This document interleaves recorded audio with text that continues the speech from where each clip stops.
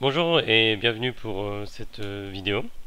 Alors dans cette vidéo pareil que sur les suites arithmétiques, on va faire un petit rappel rapide sur les suites géométriques. Donc le plan de la leçon, 3 paragraphes. On va rappeler ce que c'est qu'une suite géométrique en présentant la notion et la définition.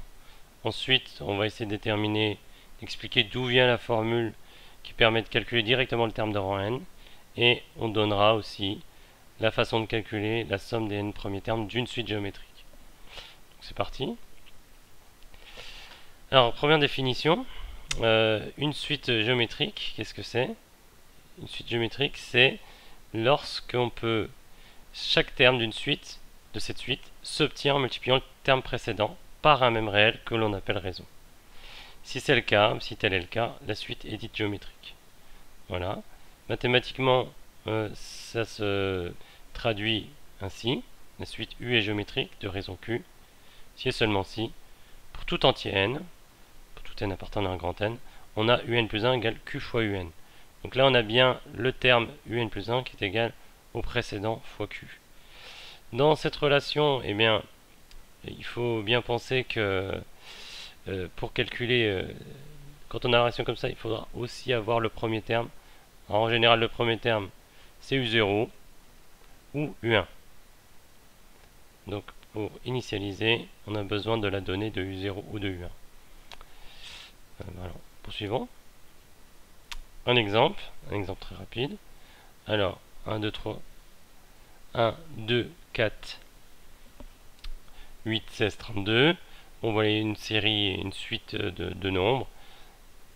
C'est une suite géométrique, apparemment, parce que le premier terme, ce serait 1, et on multiplie à chaque fois par 2.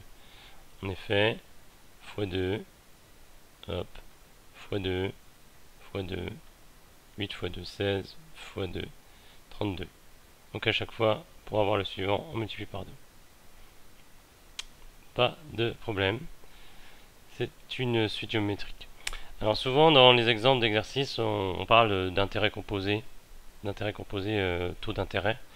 Considérons un capital placé au taux d'intérêt, un capital de 5000 euros placé au taux de 4,5% annuel. Chaque année, on obtient les intérêts et on laisse les intérêts, et les intérêts remportent des intérêts eux-mêmes l'année suivante. C'est ce qu'on appelle les taux, les intérêts composés. La première année, au départ, on a 5000 euros, donc C0 égale 5000. La deuxième, c'est C1 égale 5000 plus 5000 fois 0,045. Alors, pourquoi j'ai pas calculé directement? Parce que je vais essayer de faire apparaître la raison de cette suite. Et d'où vient le 1,045 ici? Il vient en fait d'une factorisation ici. 5000 fois 1 plus 5000 fois 0,045.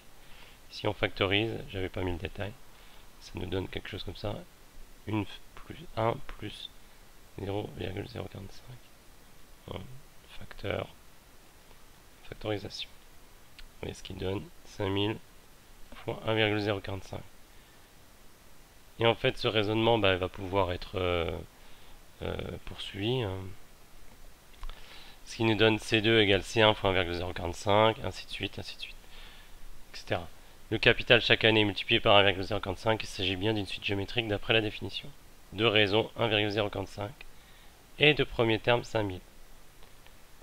Voilà, alors comment démontrer qu'une suite est géométrique? Eh bien, tout d'abord, il va falloir s'assurer que le premier terme, enfin tous les termes sont non nuls. Parce qu'on va essayer de faire une division. On va diviser les termes un plus 1 par un, et il faut montrer que ce rapport-là est constant. Comment faire? Bon, on verra dans les exemples.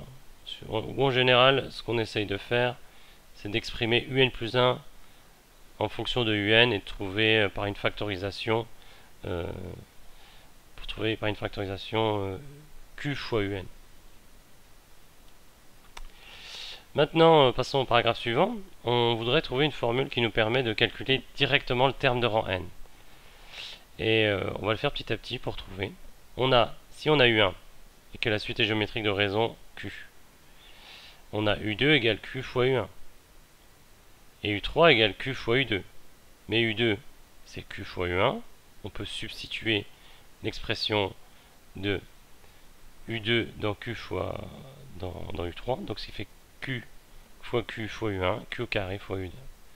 On peut poursuivre le raisonnement pour u4, ce qui va nous donner q fois q carré, c'est q3 fois u1. On voit une formule se dégager, on l'admet. En fait, on l'admet parce qu'on n'a pas la démonstration par récurrence en première S, mais en terminale S, on pourrait la démontrer.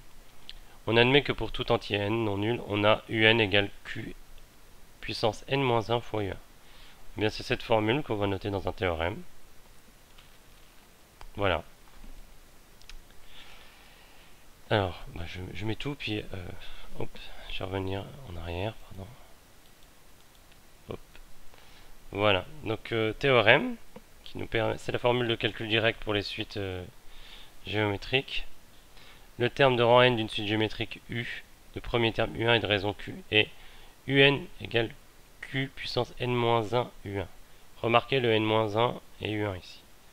Par contre, si le premier terme est U0, alors le terme de rang n, UN, est égal à Q puissance n fois U0. Voilà, c'est pas une formule compliquée à retenir donc. Maintenant, ben, un exemple d'application de cette formule. Soit UN la suite géométrique de premier terme 100 et de raison 3, calculer U10. Alors, donc là, il y a une imprécision dans le sujet, parce qu'on ne dit pas si le premier terme c'est U1 ou si c'est U0. Donc j'ai supposé que c'était U0. Donc voilà, donc ça fait 3 puissance... Non, j'ai supposé que c'était U1, pardon. 3 puissance 9, 10 moins 1, fois 100. Je le redétaille en écrivant à côté la formule que j'ai appliquée. UN égale Q puissance n-1 fois U1. Et ici, Q vaut 3, U1 vaut 100, et N vaut 10. Ce qui donne donc 3 puissance 10 moins 1 fois U1 qui vaut 100. Voilà la petite explication.